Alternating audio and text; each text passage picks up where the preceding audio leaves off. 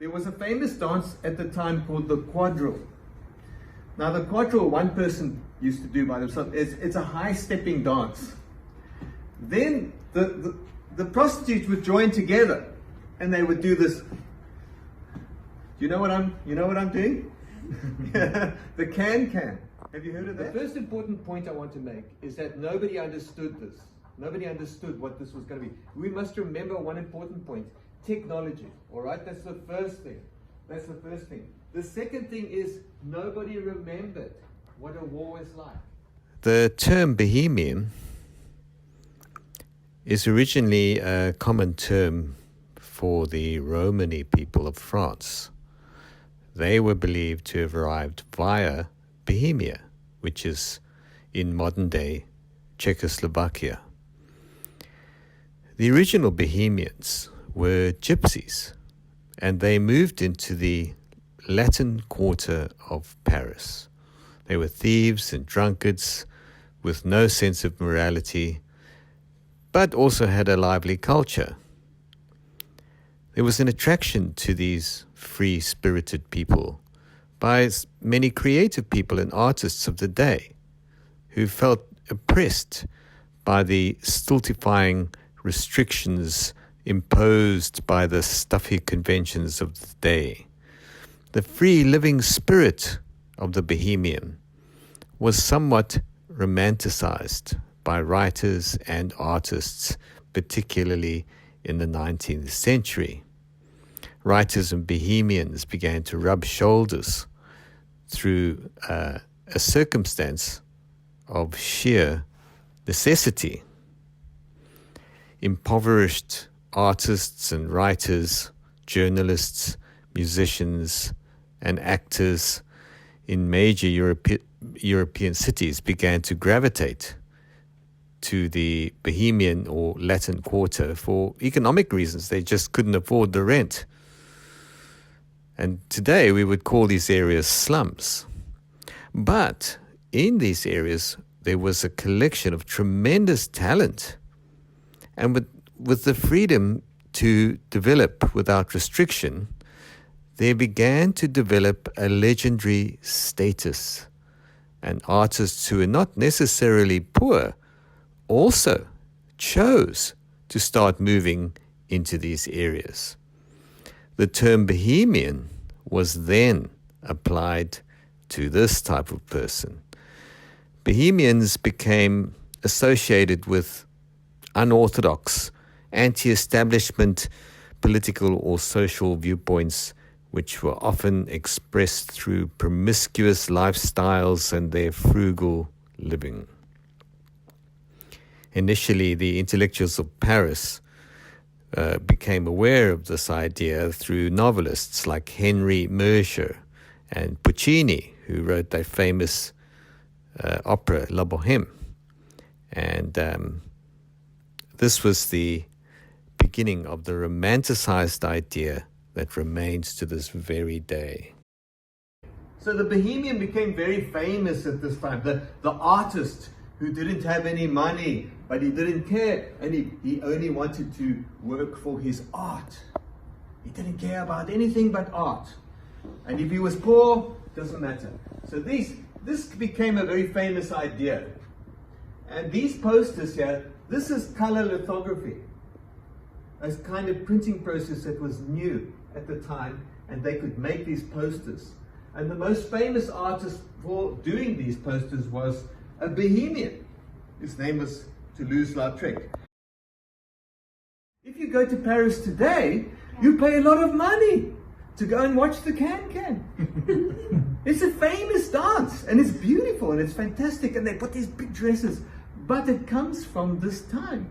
The poor area of Paris, the prostitutes dance together to get customers. What do you think? Will you buy? Huh? There's my leg. Good, huh? This is what the can-can started off like that. I'm sorry to shock you. But, so this is now what was going on in Montmartre. And now the people in Paris, they thought this is pretty cool. So now, even the rich people want to go to Montmartre. So Montmartre the place where the vagabond gypsy lives, is now becoming famous. And one of the most famous places in Montmartre, you will know the name. You will know the name. It's called the Moulin Rouge. You heard about that? Mm-hmm. They make movies about it. It's so famous. So the Moulin Rouge was really a place that was discovered by French businessmen. And they saw what was going on. And they said, hey, we can make some money. So they go to the Moulin Rouge and they create a club. It's at the base of the hill. There was another club at the top of the hill called the Moulin de Galette. Let me see if I'll show you a picture of that. I'm speaking French here. That's a picture by Vincent van Gogh of a cafe on Montmartre. This is the hill. This is a church they built at the top there. But this area here, it's a mountain in Paris where all the poor people used to live. It was actually a slum. And there was this windmill was at the top. And this windmill, they built the restaurant next to the windmill. And they used to go there to eat. And it was called the Moulin de la Galette. Moulin de la Galette. De la Galette is a pancake. It's French for pancake. That's what it means. And they named the restaurant the famous pancake. So you go there to drink and eat a pancake. The pancake is not expensive. It's cheap food for poor people at the top of the hill. So that was Moulin de Galette. This is Renoir, famous painter.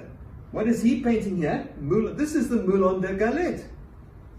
This is in Montmartre, where the Impressionist people.